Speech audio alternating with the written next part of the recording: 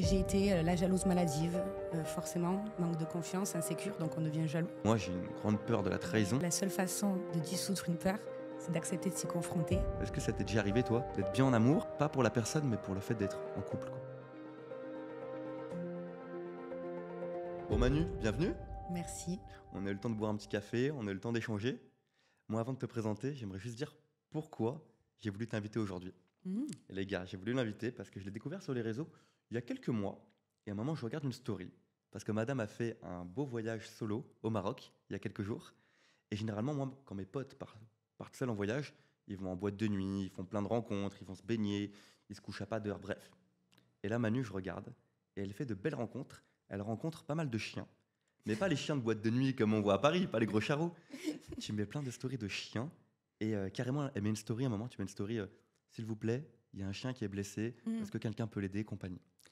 Et moi, je trouvais que c'était une très belle vision de l'amour. Homme-animaux, homme-rencontre, peu importe. Et je dis, mais il faut qu'on vienne en parler aujourd'hui, de l'amour, de santé mentale, parce que c'est une belle personne. Ben merci. Voilà pourquoi, Manu. Écoute, c'était pas calculé. Il y a pas eu de... je me suis pas dit, je vais partir dans un voyage pour aller faire de l'associatif auprès des animaux. Ben, les animaux, c'est une histoire de ma vie, donc ça s'est présenté là. Et puis, quand c'est vrai, je crois que ça parle, et la preuve. Tu fais pas mal de création de contenu. On va mettre son Instagram juste là. Est-ce que tu peux me donner prénom, âge, métier, Signastro? Âge? Oui. Je suis arrivée à un âge où on ne le dit plus. Est-ce qu'on peut le dire quand même ou pas? Oui, on va le dire. Donc moi, je m'appelle Emmanuelle, j'ai 35 ans. Je suis sur les réseaux sociaux depuis un peu plus de 8 ans. J'ai commencé à l'époque des blogs, des looks, voilà, pas mal de choses autour de tout ça. Et du coup, Signastro Bélier. Et voilà, donc je suis un petit peu de ces ancêtres de l'influence, on peut dire ça. Mais en gros, ce qu'il y a de magique avec cette activité, c'est que ça peut évoluer avec nous. Magnifique. Vous allez voir Manu, on a un peu parlé en haut, elle parle très bien d'amour, de psychologie, de bien-être, et elle a fait la même certif que moi, une certif de coaching. Vous allez comprendre un peu plus tard. On va rentrer dans le cœur du métier, dans le cœur de la thématique. Est-ce que tu penses que l'amour, ça peut durer toute la vie? C'est une très très bonne question. Là, on parle pas de moi, on parle pas de toi, on parle de l'amour en général. Et je parle de l'amour homme-femme, en tout cas l'amour comme on l'entend. En fait, je pense que déjà, l'idée, c'est de définir l'amour comme inconditionnel. C'est-à-dire qu'on n'aime pas l'autre à condition qu'il soit comme on voudrait le voir, mais qu'on l'aime pour ce qu'il est, avec ses parts lumineuses, ses parts d'ombre. Et en partant de cet amour inconditionnel-là, et donc le plus authentique et le plus vrai possible, moi, j'y vois pas de fin, à part si l'amour, les sentiments peuvent s'effriter avec le temps. Et ça, pour le coup, je pense qu'on n'a pas le contrôle. Mais potentiellement, à partir du moment où tu aimes la personne en face véritablement pour ce qu'il est, dans ses bons côtés, dans ses mauvais côtés, c'est parti pour toute la vie, ou du moins une durée indéterminée. Très très beau, très très beau. Toi, t'es comment en amour quand t'es en couple? D'ailleurs, est-ce que tu peux nous dire si t'es célibataire, en couple? On est le lendemain de la Saint-Valentin, à l'heure où on tourne. Ouais. Non, je suis célibataire depuis 2 ans. Ok. T'es comment quand t'es dans une relation amoureuse? Est-ce que t'es la fille jalouse, la fille qui a plein de peur, la fille qui va prendre son partenaire et l'emmener vers le haut? T'es comment? Je dirais que j'ai été toute celle-là pendant toutes mes années en couple, en relation. J'ai été la jalouse maladive, forcément, manque de confiance, insécure, donc on devient jaloux. J'ai été celle qui s'est abandonnée, la fameuse blessure d'abandon, de la dépendance affective. J'étais celle qui s'est effacée pour l'autre, pour justement glow up l'autre, sauf qu'au final, tu te rends compte que tu t'abandonnes toi-même. Et maintenant, du coup, je suis célibataire, mais j'aimerais plus être celle qui évolue main dans la main avec son partenaire de vie et qui sont capables de surmonter les épreuves ensemble, mais surtout de s'aimer inconditionnellement. Il y a bien quelque chose que j'ai compris avec le temps, c'est que il faut pas changer les gens, il faut pas les aimer dans l'espoir qu'ils changent. C'est surtout se prouver quelque chose à soi. Moi, je vais te dire la vérité, j'ai toujours pris des mecs, c'était soit des cotards, soit des mecs où tu te dis il fallait pas y aller. Ah, le même schéma à chaque fois, ouais. Ah ouais, c'était toujours des mecs où tu te dis mais pourquoi tu y vas? Mais en réalité, j'ai compris qu'avec le temps, je cherchais à me prouver que moi, j'étais capable de les faire changer. Ben, c'est ce qu'on dit quand on va se mettre avec un bad boy, ouais, c'est qu'on veut le faire changer, on est particulier, oh, c'est incroyable. Et c'était ça. Et c'est parce qu'il y avait finalement une faible estime de moi-même que, comme moi, je ne trouvais pas ma valeur personnelle, ben, je me disais, si moi, j'arrive à le changer, ben, c'est que j'ai de la valeur, c'est que je vaux quelque chose, tu vois. Donc, mais en vérité, c'est voie l'échec parce que ben, la personne que tu as avec en face de toi, tu l'aimes pas pour ce qu'il est, tu l'aimes pour la version que tu voudrais qu'il soit. Alors, ouais, je suis totalement d'accord. Et il n'y a pas longtemps, tu vois, on a interviewé un rappeur et il m'a dit une belle phrase qu'il y avait dans un de ses morceaux. Je la déforme un peu, hein, mais je suis tombé amoureux, je me suis mis en couple avec cette femme, non pas pour la personne qu'elle était, mais le regard qu'elle avait de moi et comment je me sentais quand j'étais avec elle. Et finalement, c'était plus pour la posture, je suis en couple, je suis un homme fort, elle-même, elle me donne de l'amour, que pour la personne qu'elle était. Est-ce que ça t'est déjà arrivé, toi, d'être bien en amour, mais pas pour la personne, mais pour le fait d'être en couple, quoi? Non, ça c'est quelque chose que j'ai jamais eu parce que moi je suis enfant unique, donc j'ai pas de souci avec la solitude et que je pars du principe que si c'est pour être avec quelqu'un avec qui ça passe pas ou ça vibre pas réellement, j'y vais pas. Mais je vois ce schéma-là où il s'est dit j'étais avec quelqu'un pour ce qu'elle me renvoyait de moi. Mais on est toujours même autour de la même histoire, un problème d'estime. C'est qu'en fait, lui, il a voulu un miroir et un miroir qu'il était là, qui l'idolâtrait. Bah, tu verras, j'ai l'impression qu'autour de moi, c'est que ça. J'ai 28 ans, mes potes, ils ont entre 20 et 30 ans. Et toutes mes potes meufs, hein, ouais, les trois quarts de mes potes meufs, j'ai beaucoup de potes filles, vont enchaîner les relations en relations, mais elles n'arrivent même pas à rester 2 mois célibataires. Elles ont besoin d'avoir ce reflet du mec bienveillant, sécuritaire, qui va leur apporter cette puissance. Et mes potes mecs, c'est... Heureusement, il y en a 2-3, ils sont calmes, mais sinon, Tinder, boîte de nuit, pour avoir ce statut et combler ce vide, quoi. Et c'est triste, hein, moi, je trouve. Moi, je trouve que c'est très triste. Tu as dit quelque chose de très juste. Dans tous les cas, c'est pour combler ce vide.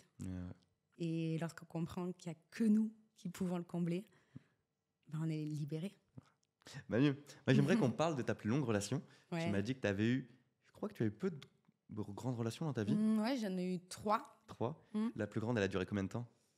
La plus grande, elle a duré 5 ans. 5 ans. Ouais, je crois. Tu peux nous donner la cause de la rupture? Cause de rupture, pareil, c'était un garçon qui était au début très coureur. On m'a d'ailleurs connue aux côtés de ce garçon, en télé, Antonin. C'est un garçon qui est très, très coureur, mais malgré tout, il y avait un capital sympathique qui m'a trayée. Et du coup, je me suis dit, mais moi, je vais le faire changer. Moi, je vais le changer. Le syndrome dont on a vois, parlé. Ouais. Ce fameux syndrome de la sauveuse, ce qu'on est toutes. C'est qu'en fait, comme encore une fois, on a du mal à identifier notre valeur. On va vouloir créer de la valeur en sauvant l'autre, pour que finalement il en soit reconnaissant. C'est Cartman, ça. C'est très très beau, ça va créer de la valeur pour qu'il soit très très fort. Tu vois. Et donc du coup j'étais là en mode non mais moi il a changé, etc. Et au final c'était un amour conditionnel où je l'aimais pour la version que j'aurais aimé qu'il soit. Et puis lorsqu'il est devenu, finalement moi mon challenge était réussi et en même temps finalement on a appris à évoluer ensemble et finalement en fait on était devenus plus potes qu'autre chose et on s'est juste séparés. Comme un accord commun. Ouais. Franchement, c'est en mode, vas-y, on n'est pas du tout en mauvais termes. Et voilà, et c'était un chemin de vie, mais ça m'a aussi permis de comprendre plein de choses. Et ouais. Est-ce que, parce que moi, je me reconnais un peu là-dedans, peut-être on en parlera plus tard, mais même quand on a une rupture et que c'est un accord commun, on sent que c'est la fin, ça peut faire du mal quand même. Du coup, c'était pas tout. Ou toi, alors, non, qu'est-ce qui te fait du mal, c'est ça? Moi, dans le sens où tu me diras c'est pareil, même si on savait que c'était comme un accord commun, il y a quand même ce fait de dire, plus jamais on sera ensemble, la personne va peut-être rencontrer quelqu'un d'autre, on va se perdre de vue, et c'est triste parce qu'il n'y aura plus de lien. Et je l'ai vu d'ailleurs sur ton Instagram. On ne peut rien cacher. c'est faire le deuil de sa relation. Ouais. Tu fais le deuil de la personne et de la relation, celle qui était et celle que tu aurais aimé qu'elle soit. C'est vrai. Et c'est un deuil. Moi, je pars du principe que c'est un deuil avec toutes les étapes que ça implique et que tu connais aussi. On va mettre les étapes du deuil là. Apparemment, c'est les mêmes dans le deuil classique quand on parle de la mort que pour l'amour. Donc, je vous mets les étapes du deuil juste là. Ouais, tu as la colère, tu as le déni, la négociation, la tristesse. Et après, l'acceptation. Et c'est la même chose. Et c'est un process qui est long. Et c'est pour ça que je pense que pour oublier une personne, il ne faut pas sauter les étapes. Il faut prendre le temps de faire le deuil de cette personne-là et après être totalement disponible pour une autre. Ouais. Et il n'y a pas longtemps, on a reçu une psychanalyste. On parlait de la rupture amoureuse. Moi, j'étais d'accord sur tout ce qu'elle a dit, sauf ça. Et je lui ai demandé combien de temps est-ce qu'on peut évaluer le temps que ça prend pour une rupture amoureuse pour faire le deuil. Et elle m'a dit oui, plus c'est long, plus ça prend du temps, c'est tel nombre de mois par rapport à l'année. Et moi, je suis pas d'accord parce que d'ailleurs, tu m'as parlé d'une deuxième rupture que tu as eue. Tu vas m'en parler. On peut avoir une relation de 1 an et prendre beaucoup de temps à s'en remettre. Ouais, je sais pas comment elle a établi ça. Après, peut-être que c'est scientifique. En tout cas, moi, ça me parle pas. Je trouve que ça serait erroné de dire t'as une relation de 5 ans, il te faut 5 ans pour t'en remettre. Non. Enfin, heureusement d'ailleurs. T'imagines, c'est que ça en couple depuis 20 ans, oui, ça c'est y la est, merde. Vas-y, oublie frérot. Non, c'est pas comme ça. Moi, je pense que ça vient de l'intensité des sentiments, des espoirs que tu avais mis sur ta relation, la façon dont tu t'es attaché. Est-ce que c'était un attachement qui était sain ou au contraire, c'était quelque chose pour remplir ce vide, comme on disait au début. Et là, ça remue. Et je dirais même qu'il y a un travail personnel à le faire dans le sens où si tu couples avec une demoiselle que tu as aimée des années et qu'après, l'erreur qu'on a tous fait, tu lui reparles sur les réseaux, tu vas reboire un café, prendre des nouvelles. Non, le deuil, c'est un travail et tu t'adaptes à toi, à ton comportement. Okay. Est-ce que tu peux me parler de cette deuxième rupture?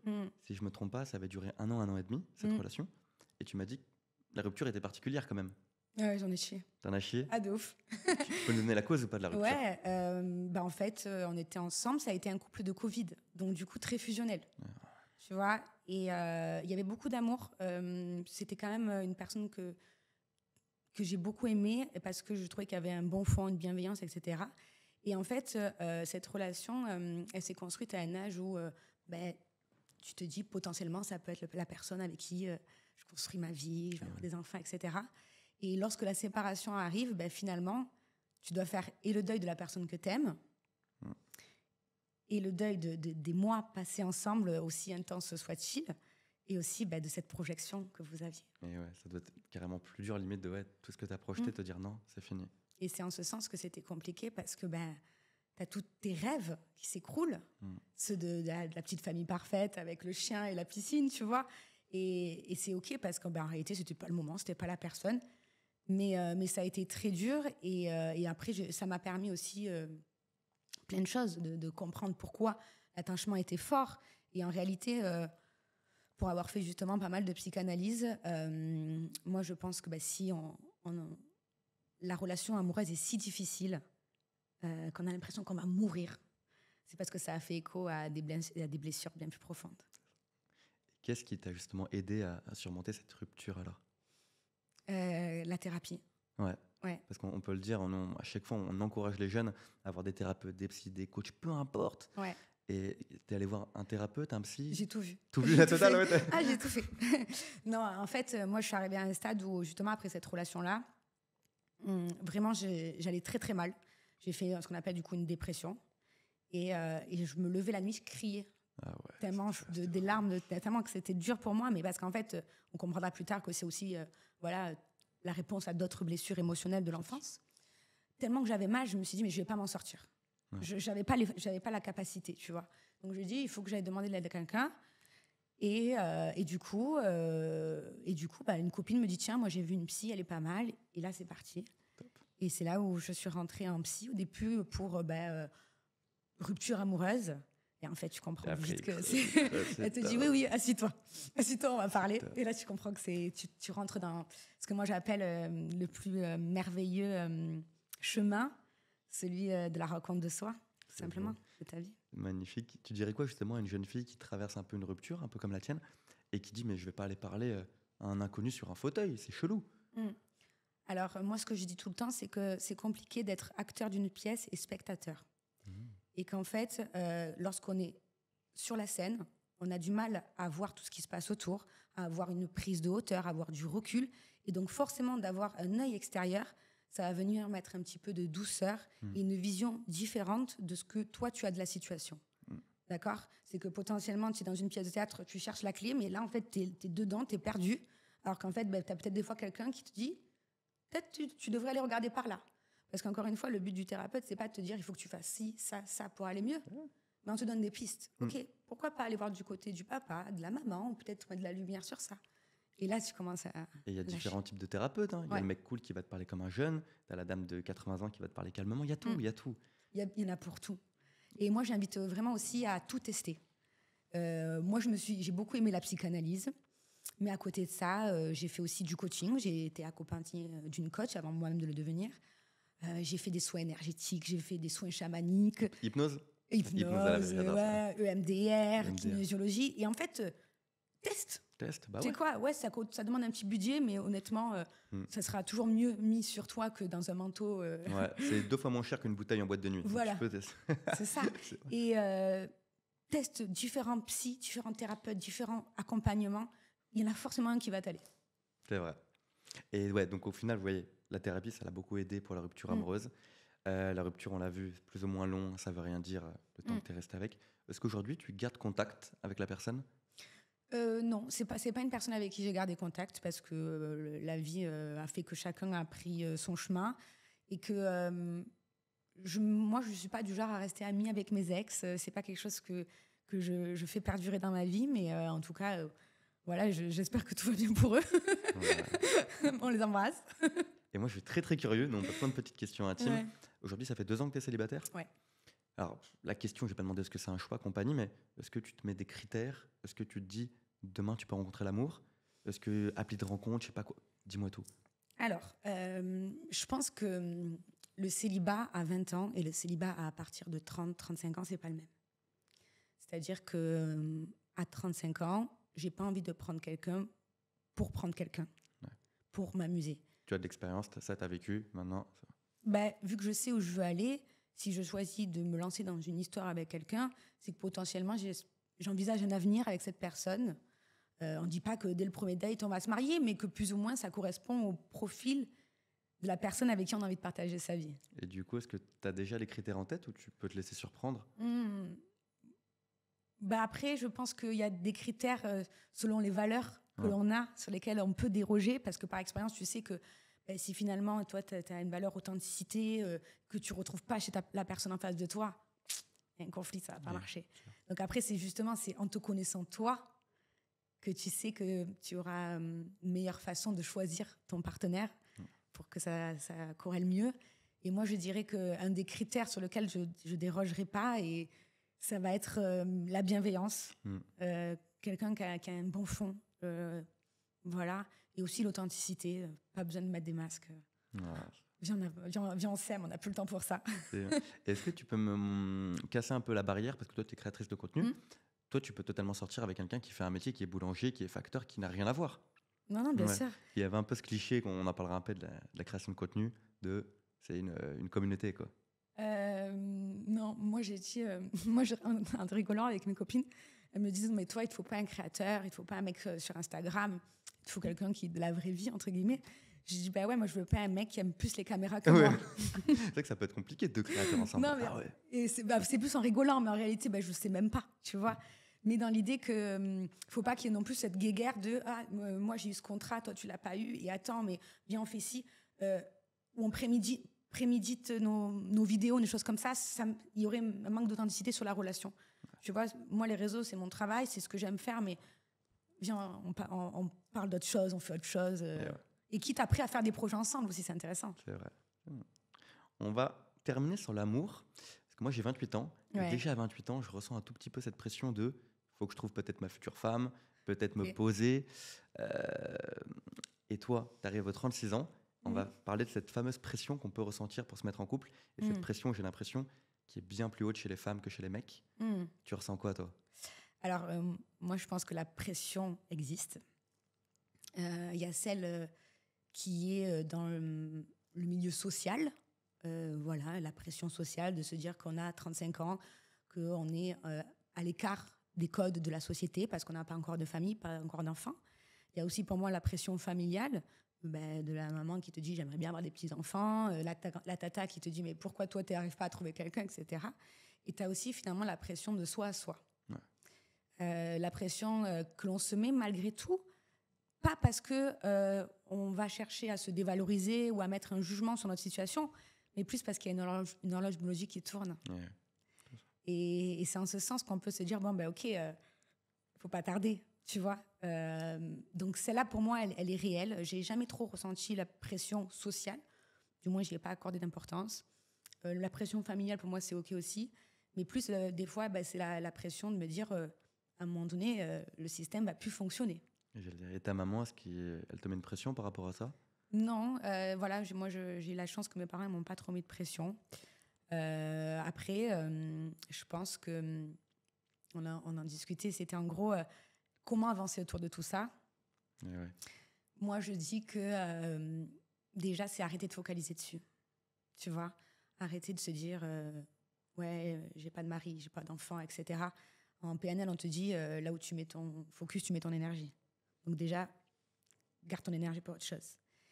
Et moi, la chose qui m'a pas mal aidée ces derniers temps, sur laquelle je travaille, ça serait que pour éviter la peur de ne pas trouver quelqu'un et avoir ta construction de famille, la seule façon d'affronter ta peur, c'est de t'y confronter.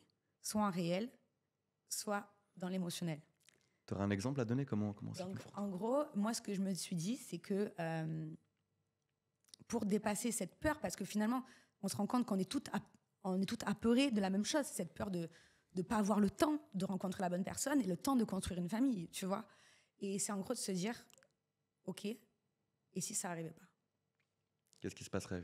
Qu'est-ce qui se passerait?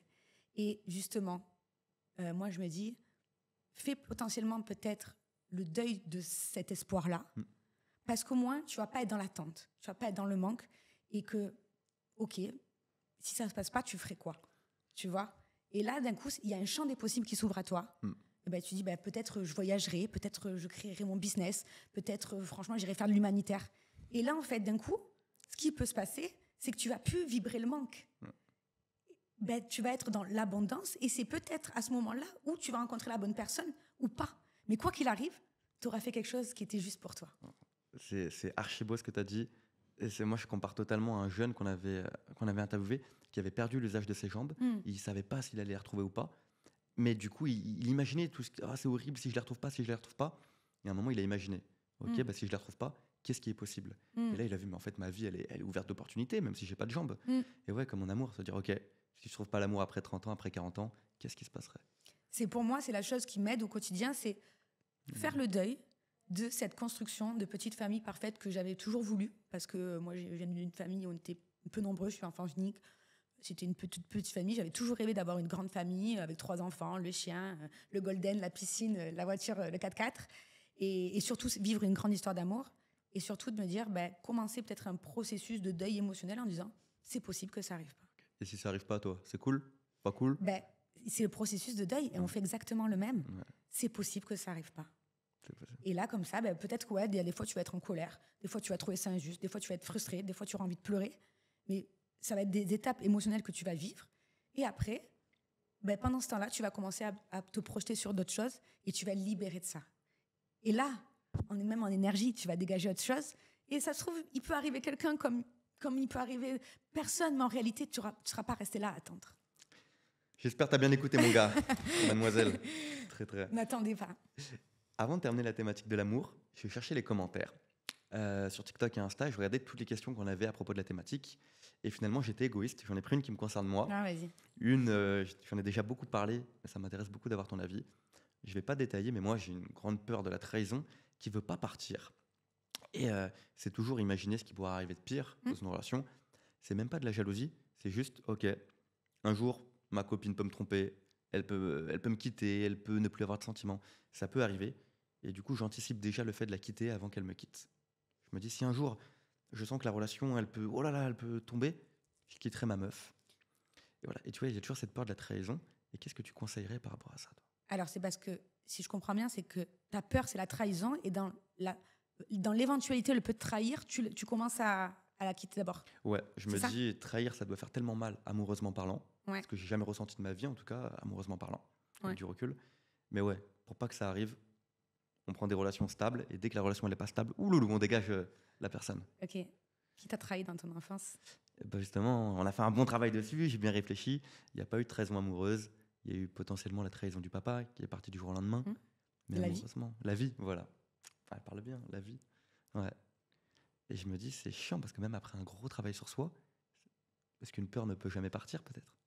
Et je le redis, et c'est que ma façon de voir les choses. Attention, la seule façon de dissoudre une peur, c'est d'accepter de s'y confronter, soit en vrai, soit dans l'émotionnel. Accepter que cette nana puisse te trahir et et d'avoir le ressenti émotionnel que ça peut faire sur toi. En fait, parce que tu fuis pas la trahison, tu fuis le ressenti, la blessure que ça va raviver en toi. Il faudrait que je trouve une meuf et je lui dis s'il te plaît, quitte-moi. Et comme ça, je ressens le truc et après, c'est guéri peut-être. Ouais, ou partir dans l'éventualité où elle peut te trahir, sauf que tu comprends qu'en fait, on a des peurs, mais elles sont là parce que notre ego ne veut pas revivre de nouveau l'impact émotionnel, la douleur émotionnelle qu'il a vécue lors de la première blessure. Donc en fait, comme il a tellement eu mal la première fois, il se dit « Oh là là, j'ai peur, ma blessure c'est ça, je ne veux pas le revivre. D'accord ? Sauf que du coup, ce qu'il faut entendre se dire, c'est que oui, ça pourra arriver. On ne sait pas. Tu pourras être trahi peut-être d'autres fois. Mais en revanche, ce qui est sûr, c'est qu'entre-temps, toi, tu es une nouvelle personne avec des ressources différentes pour affronter cette trahison. Elle parle bien, j'ai rien à rajouter. Et je suis sûre que tu les as. Ouais. Très. Part de l'idée qu'elle va trahir. Sauf que tu sais que toi, tu as des ressources pour surmonter le choc émotionnel que ça va te produire chez toi. Ça va produire une émotion. C'est vrai, moi, dans les relations, je suis tellement impliqué que j'oublie mes ressources. Je vois que l'amour, et finalement, j'oublie de quoi je suis capable. Et je pense qu'on est beaucoup de mecs comme ça. On est très viril, on est là, on a plein de qualités, et quand on est en amour, on se sent fragile. Alors que finalement, on va très bien rebondir. Mais que quoi qu'il arrive, c'est OK de se confronter à la trahison, à la rupture, à la tristesse. C'est des émotions qui sont désagréables, mais elles méritent d'exister, tu vois. Et arrêtons de les fuir, laissons-les juste passer et exister. Merci Manu. Tu me diras combien je te dois, la main. Ah là là. Manu. Je parlais avec elle tout à l'heure, on buvait un café, et je lui demandais les thématiques justement de santé mentale qui lui plaisaient, auxquelles elle était confrontée, auxquelles elle a été confrontée. On est tombé sur la solitude à un moment. Une très belle thématique, la solitude. Et hier soir, avant de dormir, je fais des petites recherches. Et je vois qu'à Paris, à 28 ans et demi qu'on habite à Paris, il y a 1 personne sur 4 qui ressent un fort sentiment de solitude. Pas une petite, un fort sentiment de solitude, vraiment au long terme. Et j'ai fait des petites recherches, parce que madame vient de Marseille. À ton avis, à Marseille, à Paris, on a 1 personne sur 4. C'est combien ? Plus, moins, pareil ? C'est moins. Je dirais parce que pour avoir vécu à Paris, je sais que Paris, c'est une vie très individualiste. On avance, on est tout seul, on focus, allez, on y va tout droit. Forcément, on perd des gens au passage. Alors que Marseille, on est tranquille. Ouais, je doute bien. C'est quand même 1 sur 6, mais c'est beaucoup moins. Ok, ouais. On enlève une grosse partie. Et toi, la solitude, à l'heure actuelle, maintenant, là, c'est ennemi ou ami ? Ami. C'est ami ? Ça a toujours été mon ami et ça a toujours été ma plus grande ressource parce que, comme je te disais, moi, étant fille unique, j'ai grandi dans la solitude. Donc, j'ai toujours été à l'aise avec ça et ça a même été mon propre remède. Tu vois, moi, je sais quand je suis triste, je me mets toute seule, hop, je mets ma musique, j'ai mes petites routines et ça va. En revanche, je sais que c'est quelque chose qui est très, très compliqué pour la plupart des gens et que ça mérite d'être travaillé. Mais en réalité, c'est pas une histoire de solitude, c'est un concept, la solitude. C'est la peur de se retrouver avec soi-même. Tu vois ? Ouais. Je dirais, en plus, moi, j'avais une phrase, un moment m'avait dit, ça m'avait fait du bien. On n'est jamais seul, on est juste un mec qui se sent seul, entouré de plein d'autres gens qui se sentent seuls. Mais ça veut dire qu'il n'y a jamais un moment de ta vie, une période, où vraiment tu t'es senti pendant plusieurs jours ou plusieurs semaines Si, quand même. Bien sûr. C'est OK. C'est qu'en fait, forcément, moi, je pars du principe que tout est polarisé. Il y a des jours où c'est OK d'être seul, et il y a des jours, je vais être triste d'être seul, tu vois, en célibataire. Mais je ne vais pas culpabiliser de me dire, pétard, je suis triste et je suis tout seul. Là, OK, je ressens de la tristesse parce que je suis seule, de fait. Ouais. OK, vas-y. Laisse vivre ta tristesse, pleure un bon coup, écris sur ton journal et puis demain, ça passera. Tu vois, de ne pas essayer de dire non, il ne faut pas que je sois triste parce qu'en plus de ça, je fais du dev perso, je suis coach, je ne dois pas être triste. Non, tu es triste, tu es seule. Demain, ça passera. Et dis-moi ce que tu en penses. Je trouve qu'à être seul physiquement, tu n'as pas beaucoup d'amis, pas beaucoup de famille, tu restes chez toi seul, voilà, tu te sens isolé. Et à être seul mentalement, moi j'ai eu une période après l'école de commerce où la fête, les vacances, plein de potes, plein de collègues, la famille était proche, mais je me suis jamais senti aussi seul mentalement de ma vie. Je rentrais, j'avais la boule au ventre, les gens que je côtoyais, ils me ressemblaient pas. Et finalement, fallait mieux que j'ai un ami que plein de gens qui me ressemblent pas. Et j'ai l'impression que des fois, on veut fuir cette solitude, avoir plein de gens en même temps, Marseille, Paris, et que finalement, ça nous rend pas plus heureux. Parce qu'on cherche l'amour. Ah, tu penses qu'on cherche l'amour ? L'amour des autres. Ouais, l'amour des autres. De toute façon, on cherche c'est Maud Ankawa qui dit ça, qui est une auteure que j'adore. On cherche tous à aimer et être aimé. Et que quand tu te retrouves avec des potes qui sont pas finalement en accord avec tes valeurs, qui ça résonne pas en toi, c'est tout simplement, tu t'es dit, OK, ils ont l'air sympas, ils me portent un peu d'attention, je reste avec eux. Mais parce qu'en fait, tu es attaché, encore une fois, au lien, à l'amour, même s'il est minime que vous vous portez. Mais en réalité, c'est que cette relation-là, elle est sur... j'ai trop besoin d'être entourée, j'ai trop besoin d'être aimée ou de me prouver que je suis aimée pour partir. Ouais. Mais c'est un problème d'environnement. Et il y avait une expérience, moi, qui m'avait marqué, tu vois, pendant le Covid. J'étais jeune, moi, j'étais en résidence étudiante, donc plein d'étudiants et tout. Et il y avait plein de jeunes qui avaient l'habitude d'être seuls, tu vois, qui restaient chez eux le week-end, qui jouaient aux jeux vidéo et tout, compagnie. Mais dès les premiers mois de Covid, tous les jeunes qui avaient l'habitude d'être seuls, et là, on les a vraiment obligés, c'était plus un choix, mais voilà, c'était une obligation. Ils ont commencé à fumer, à boire, mais à fumer au point de dormir toute la journée, parce qu'il y a la solitude qu'on t'impose. Et c'est là, on a du mal à la voir. Hein. Ouais, j'entends. Elle est compliquée parce qu'elle c'est un non-choix, mais encore une fois, c'est accepter qu'elle est là et lâcher prise sur ça. Et après, c'est sûr que tout ce qui est fumette, alcool, même réseaux sociaux, c'est des mécanismes compensatoires pour oublier, être dans le déni de sa propre situation, à l'occurrence de la solitude. La seule façon de s'y confronter, c'est de l'accepter et d'accepter de vivre l'émotion, la tristesse qu'implique ta solitude. Manu, dans 5 petites minutes, on va passer à un petit jeu. Moi, je l'appelle le petit jeu, mais dans 5 minutes, encore, tu vas voir, tu auras les yeux bandés, vous allez voir. Deuxième fois que vous allez le voir sur la chaîne. Mais avant, on a parlé d'une thématique ultra intéressante. Moi, je suis dans le monde de... Alors, j'aime pas dire le monde de l'influence, mais le monde des réseaux, de la création de contenu, depuis pas très longtemps. J'observe qu'il y a plein de gens différents. Il y en a qui sont accros au like, d'autres accros à la création. Il y a des artistes, il y en a qui font ça que pour la thune. Il y a vraiment de tout. Mais j'ai l'impression qu'il y a quand même un critère commun, c'est qu'il y a beaucoup besoin de l'amour des autres. Et ça, je l'ai remarqué carrément beaucoup dans ce métier. Et qu'est-ce que tu en penses, toi, qui est dans ce milieu depuis longtemps? Est-ce que c'est un milieu où on a toujours besoin de reconnaissance, d'amour, et qu'il y a un peu une course aux vues et aux likes par rapport à ça? C'est très juste. Pour moi, tu l'as très bien dit, c'est que lorsqu'on choisit de s'exposer, c'est qu'on cherche la valorisation extérieure, la reconnaissance extérieure et forcément l'amour extérieur. Bien évidemment, c'est à des niveaux différents selon les vides émotionnels que l'on a en soi de niveaux différents. Et de toute façon, même les célébrités, tu vois, celles qui choisissent d'être acteurs, chanteurs sur scène, ils ont une passion. Mais au final, on cherche tous l'amour des gens, d'un public. Et ça porte bien son nom, les likes, t'imagines? Ouais, like, je t'aime. Oh, je t'aime. C'est violent, j'avoue. Ouais, donc en fait, dans ton inconscient, ça se dit quoi? Putain, j'ai eu 3000 likes, il y a 3000 personnes qui m'aiment. Ah, mon vide est nourri. Tu vois, moi, je vois vraiment comme ce vide émotionnel qu'on peut ressentir, c'est un peu comme un réservoir. Et donc, du coup, comme la douleur de ces réservoirs est insoutenable, on va chercher à le combler avec l'extérieur. Qui c'est qui peut nous donner de l'amour à l'extérieur? Soit une groupe de potes qui n'est pas du tout en accord avec nous, soit des copains, les filles ou les mecs qui sont beaucoup dans la séduction, ils vont chercher à combler ce vide affectif, soit les réseaux sociaux. C'est vrai. Se montrer pour chercher à être aimé. Ah, tu as fait une belle comparaison. Ouais, le mot like, c'est même le principe de Tinder. Tu likes, tu likes, c'est pas tu acceptes, c'est tu likes, ouais, tu aimes. Mais moi, j'ai aucun souci à le dire, c'est qu'en étant sur les réseaux, on cherche à vraiment se montrer, être considéré pour dire « Coucou, regardez-moi, je suis génial ce que je fais, s'il vous plaît, vous pouvez m'aimer ?» Et c'est OK parce qu'en réalité, au fond de nous, au fond de chaque personne qui est médiatisée, qui choisit de l'être et qui court après ça, il y a une petite fille et un petit garçon qui a manqué d'amour. Est-ce que toi, après des années de création de contenu, tu ressens encore ce vide à combler à travers les réseaux? Le vide, j'essaie de le combler d'une autre façon, via le travail sur moi. Je suis en chemin autour de tout ça. Honnêtement, je pense que c'est le travail d'une vie. Mais j'ai bien compris que de chercher à le combler avec l'extérieur, c'était une course insatiable. C'est épuisant. Et je me suis épuisée, clairement.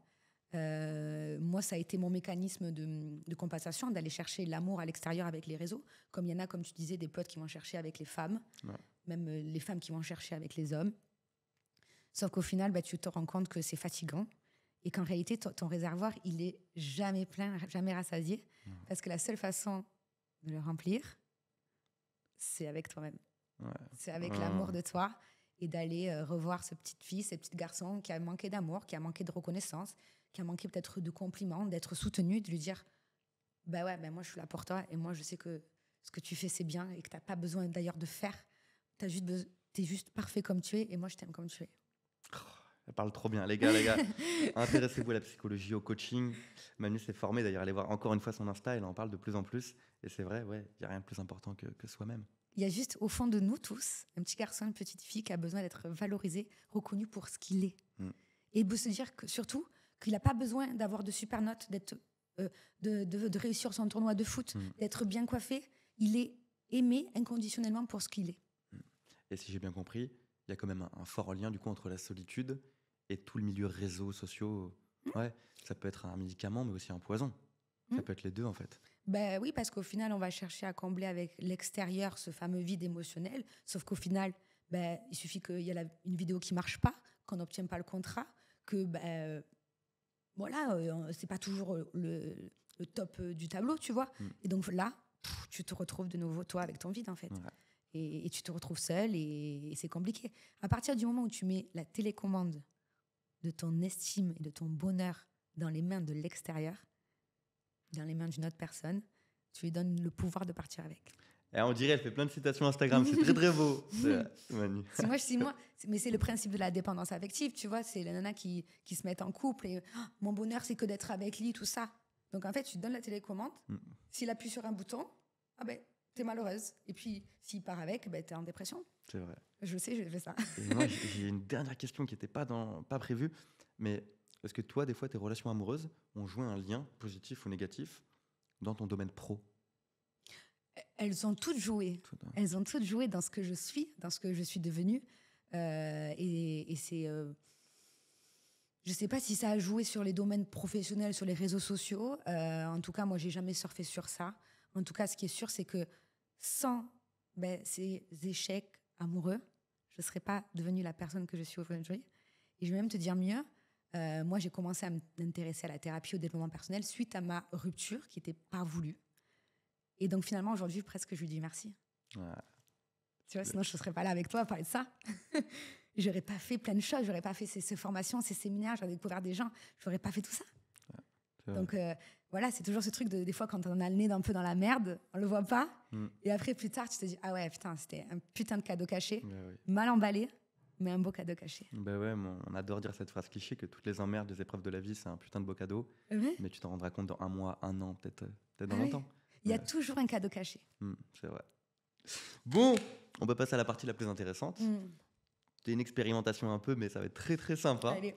Donc là, hop, j'ai pris ceci, les amis. Il est tout neuf, il est sur mesure, il y a marqué on parle de tout, il est tout beau. Tu vas le mettre dans. Tu vas le mettre dans 1 petite minute, pas encore.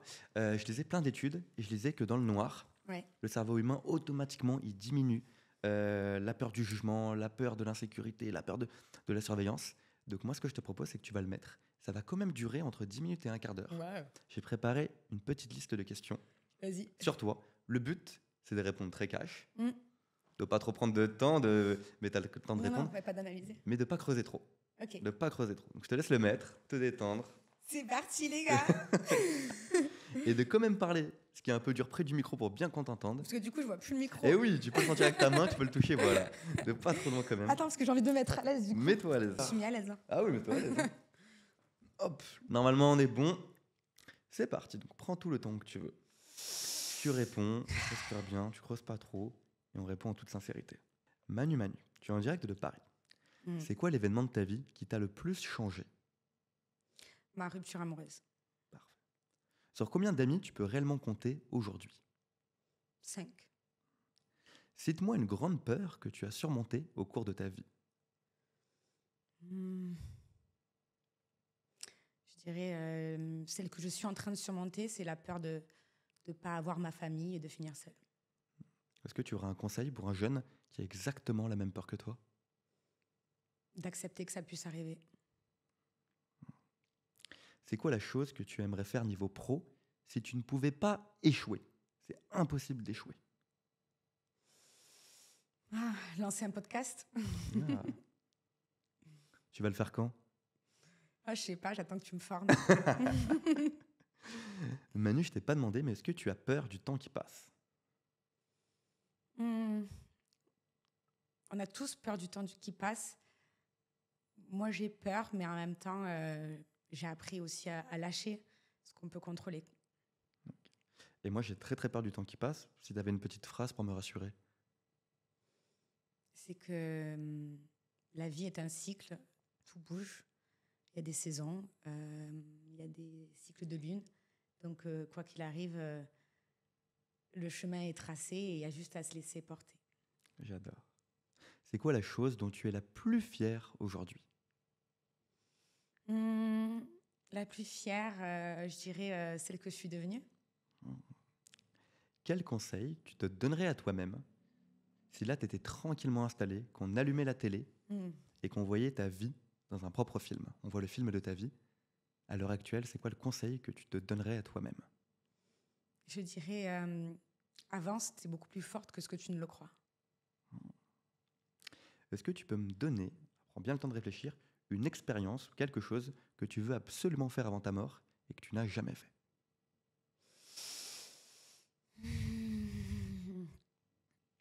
Je pense que ça serait vivre plusieurs mois à l'étranger.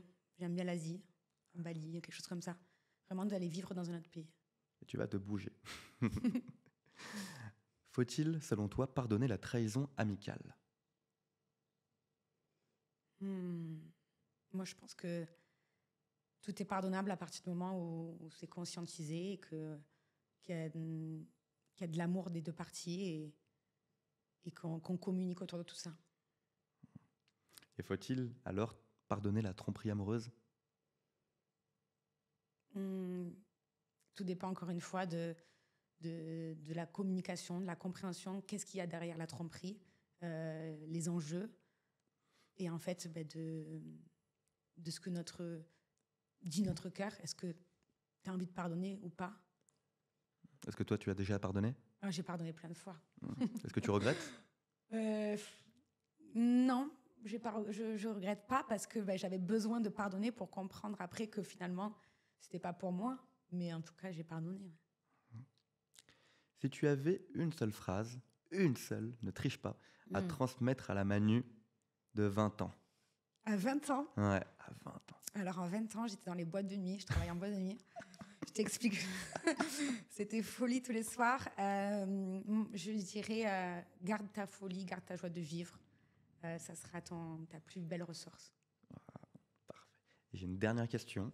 Je te rappelle, tout à l'heure, on allumait la télé, on a regardé ta vie, qui était un film, un beau film. Alors, je ne sais pas si c'est un film d'action, un film romantique, un mélange. Réfléchis bien si tu avais un seul titre de film à nous donner.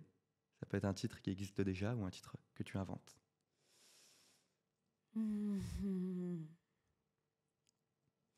J'aime bien la phrase de Loïc Préjean, je l'ai vue ce matin sur Instagram. On s'en fout que ça soit parfait, on veut que ça soit intense. Ah, ce sera un film quoi? Romantique, science-fiction? C'est un film avec l'intensité de la vie, avec des pleurs, des rires, des larmes, des chutes, des voyages. C'est un film qui dure 4 heures. Ouais. C'est une série. Grave. Eh bien Manu, tu peux tranquillement te relever. Merci. Faire attention au micro et te Okay. Bien. C'est chouette, hein? J'aime bien. Pas trop long, il fallait pas que ce soit trop intense, il faut que ce soit une légère à la fois. Ouais, c'est chouette parce qu'effectivement, je trouve que le jeu du bandeau, tu es beaucoup plus à l'écoute et tu te projettes dans la visualisation quand tu dis, ben voilà, il y a ta le film, tout. Film. Bah oui. Ouais. T'as bien aimé, on valide. Ouais, alors, pas mal. On va l'approfondir. Et quand tu verras dans 2 mois qu'il y aura des questions bien hard, tu diras, il a été gentil avec moi. Ouais. C'est bon. On arrive à la fin de ce podcast. Ouais. Moi, j'aime bien à chaque fois demander aux invités. C'est dur de conclure. Il y a plein de questions que j'aurais aimé te poser. Il n'y a pas le temps, il me faudrait 4 heures. Si tu avais un seul conseil dans la thématique que tu souhaites, santé mentale, amour, à donner aux jeunes justement qui regardent le podcast et qui sont un peu perdus dans la vie, perdus en amour, perdus niveau pro, et s'il y avait une petite phrase qui, toi, t'aurait fait du bien? Je dirais que la phrase, c'est d'aller se retrouver soi et se détacher de ce que les autres voudraient qu'on soit. J'espère que tu as compris, mon gars. J'espère. Moi, j'ai pas tout à fait compris. Je voulais demander le développement. J'ai très bien compris. Et c'est bien que les gens le comprennent comme eux, ils le voient. Exactement. Merci beaucoup, Manu. Merci. Retrouvez Manu, je mets tous les liens, son Insta est tout ci-dessous. Prenez soin de vous. On se voit le mois prochain pour un nouveau podcast. C'était Joe.